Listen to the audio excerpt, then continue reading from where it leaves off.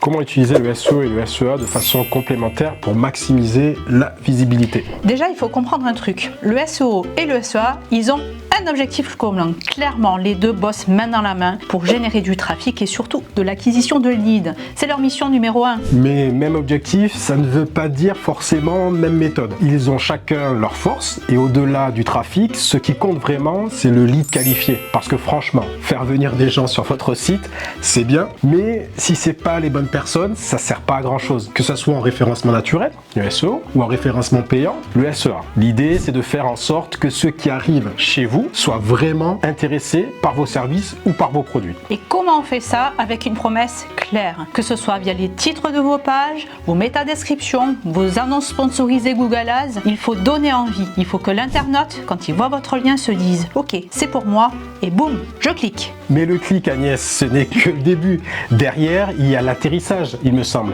Et là, il y a deux options.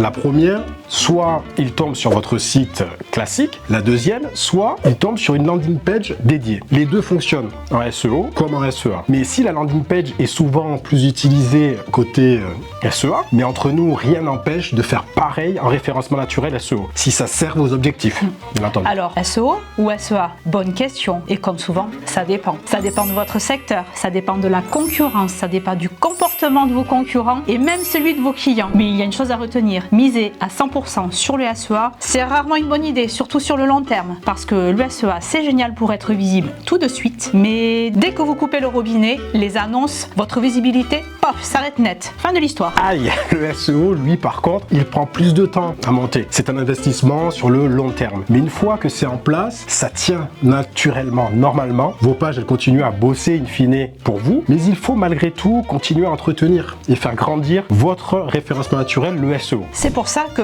SEO et SEA sont complémentaires. Le SEA, c'est pour les coups de boost, un lancement de produits, une nouvelle gamme, une opération spéciale comme les soldes. Là, vous avez besoin d'être visible tout de suite. Le SEO, c'est la base solide qui assure votre visibilité sur la durée. Mais attention, la bonne dose de SEO, référencement naturel, SEA, ça dépend aussi de votre stratégie, de votre marché, de si vous êtes en B2B ou en B2C, si vous vendez un produit ou si vous vendez un service. Bref, SEO plus SEA, c'est un duo gagnant, mais il faut l'équilibrer, adapter et ajuster en fonction de vos objectifs.